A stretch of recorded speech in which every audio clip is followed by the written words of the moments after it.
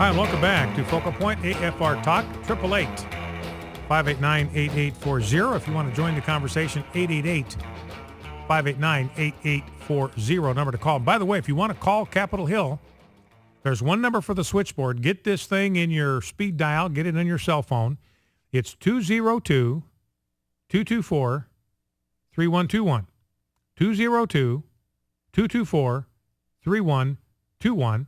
And you can reach your representative at that number. If you know who your representative is, just simply ask for their office. If you don't know who it is, ask them, and they will help you to identify him, and then they will connect you. And just urge them to vote to defund Obamacare tomorrow. And if they tell you that their congressman is going to vote to defund Obamacare, thank them. This is something that, you want to reward people. You get more of whatever you reward. We want to reward them for doing the right thing. We want to reward them for casting the right vote. So be sure and thank them. If the one you talk to on the phone assures you that your congressman's going to vote to defund Obamacare tomorrow, then you thank them. By the way, this is, I'm not going to dwell on this, but you're familiar with Jennifer Flowers. She was Bill Clinton's mistress for about 12 years, from roughly 1980 to 1992. That became a major issue in the 1992 presidential campaign. She did an interview with a paper in England, in London, the Daily Mail, and she said in that interview that she was not surprised about the rumors of an affair between Hillary Clinton and longtime aide Huma Abedin, who's the wife of Anthony Weiner. And it's always been curious to us about why Huma sticks with this guy. He just got completely waxed in the primary for mayor. Obviously a very kinky guy in terms of his sexual proclivities, and you kind of wonder why Huma Abedin's sticking with him. But then you realize, well, her mentor is Hillary Clinton, and she stuck with Bill through all of that because of her own personal political aspirations, most likely. Well, now what Jennifer Flowers is saying, she's not surprised that it's been rumored that they've been having an affair.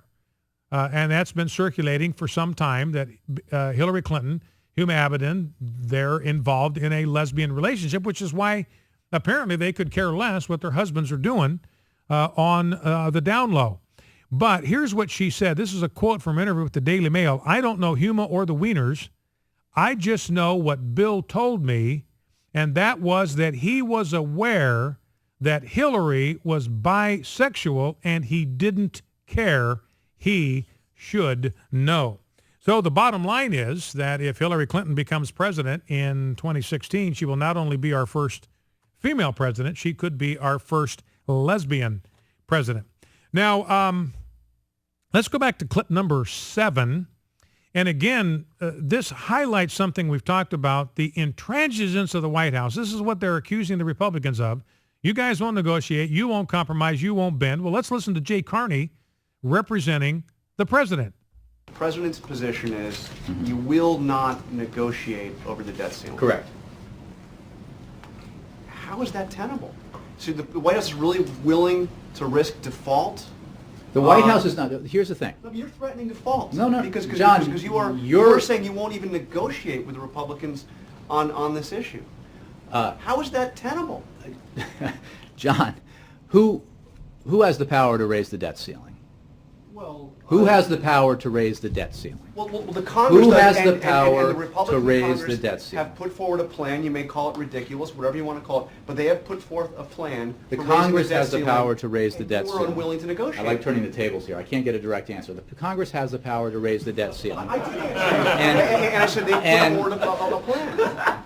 All they have to do is do what they have done hundreds of times before and raise the debt ceiling. So that's Jay Carney, sounding like me dealing with a difficult caller. But what Ed Henry's pointing out, and this means the media is onto them, the media is onto the fact that if government gets shut down over the debt ceiling issue, it will be the Democrats that are doing it. It'll be Harry Reid and the Democrats in the Senate. It will be President Obama with his veto pen, if it gets that far, who will be shutting down the government. Now, clip 8, this is interesting. This is something put together by Speaker Boehner. And the point is to contrast Barack Obama, who he's willing to talk to and negotiate with, and who he's not willing to talk to and negotiate with. What I haven't been willing to negotiate, and I will not negotiate, is on the debt ceiling. I'm just going to have to reiterate, John, the president's made clear he's not going to be negotiating over the debt limit. Look, the president's been very clear.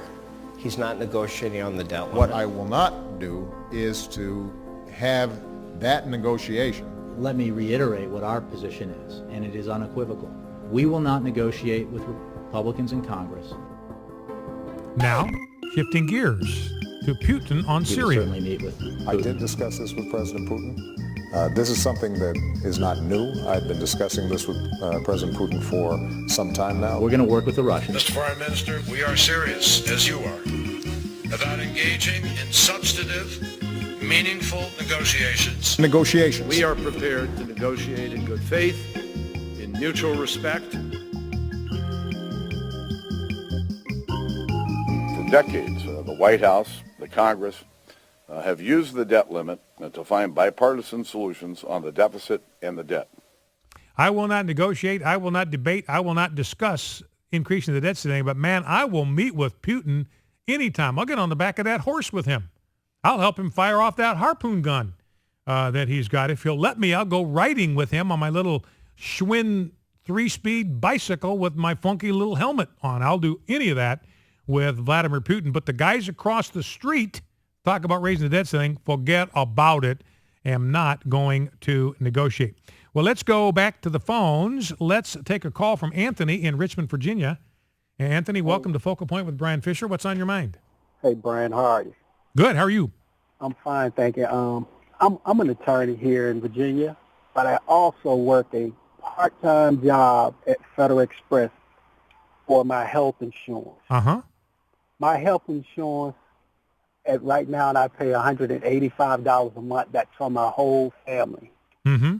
Starting in October, it will go up to $600. Oh, my gosh. That's what's about 4 times? Yes. 3.5, 4 times? Yes. Wow. Ridiculous. We have no idea what this guy is doing. He doesn't have a clue. I mean, it's like he's an idiot savant. I know he's my president. I pray for him every day. But he has nobody around him who knows economics. You can't give people something that they have not earned. You know, and I've got a story here. Anthony, hang on, because I want to get back to you. But I got a story here about talking about giving people something they haven't earned. This is amazing to me. This is a story on CNS News. Right now, ladies and gentlemen, there are more people that are on government health care, government-sponsored health care, taxpayer-funded health care than are even working. We have 97 million people in America that are working. We have 101 million, almost 101.5 million, that get their health insurance coverage through a government-run program. Simply, absolutely, totally, completely unsustainable. 32.6% of Americans already get their health care from the government, whether that's Medicaid, Medicare, Children's Health Insurance Program, military-related health care programs, Indian Health Service, state government-run health plans. So more people dependent on taxpayers for health care than are even working. Anyway, Anthony, back to you for a second. So your premiums just jumped through the ceiling. Did they explain to you, did UPS explain to you why that was happening? Not you, Federal Express. I don't care using FedEx, sorry. The hours have been cut. Nobody's working 40 hours. It's 31 hours max. We didn't get a raise. Basically, what we think is that they're pooling everything to not lay off people so we can just have the health care. But that's outrageous. It's outrageous. Wow. All right, Anthony. Well, and Anthony, this is a real live case. His insurance premium is going up like 3 times. And this is President Obama saying, hey, it's going to bend the cost curve downward. Not going to happen. I've got a story here, townhall.com. The federal government's own bookkeepers, this is the Medicare's Office of the Actuary, have once again determined that President Obama's so-called Affordable Care Act is driving up overall health spending. The nation's health care spending will jump 6.1% next year as the big coverage expansion and President Obama's overhaul kicks in. That's more than 2 percentage points higher than the growth rate forecast for this year. compares with a growth rate that has hovered under 4% for the last 4 years. Most of the increase projected for next year is attributed to the new health care program. Without it, the estimated growth would be 4.5%. So healthcare costs are going to go up. This is the government, going to go up 6% next year, 6.1% because of Obamacare. Without Obamacare, only go up 4.5%. Let's grab a call from Harold, Oklahoma City, Oklahoma. Harold, welcome to Focal Point with Brian Fisher. What's on your mind? Hi, Brian. I'm going to just make a quick comment, and then I'll get off and let you comment on it. I just wanted to follow up on your story about the Cleveland Clinic. I don't know if most listeners, know this or not, but that's like the premier place in the United States for colon research, for Crohn's and colitis, or colon cancer. There's a lot of people that go from all over the country to go there. They have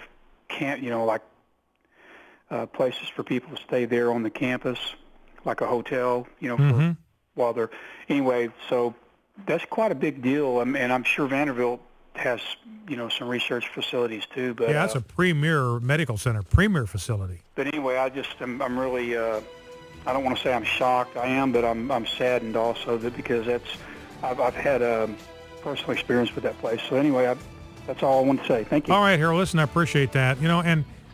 And what Harold is saying, look, this puts a personal dimension on us. It's one of the reasons we're agitated. It's not just because we're just kind of angry for no reason.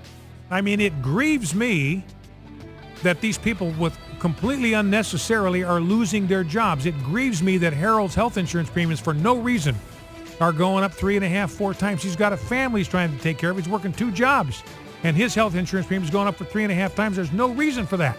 These are people's lives that are being impacted by that, and that's what makes us angry.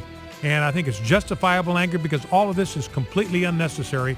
Call your congressman, tell him to defund Obamacare now. Focal Point AFR Talk, back after the news.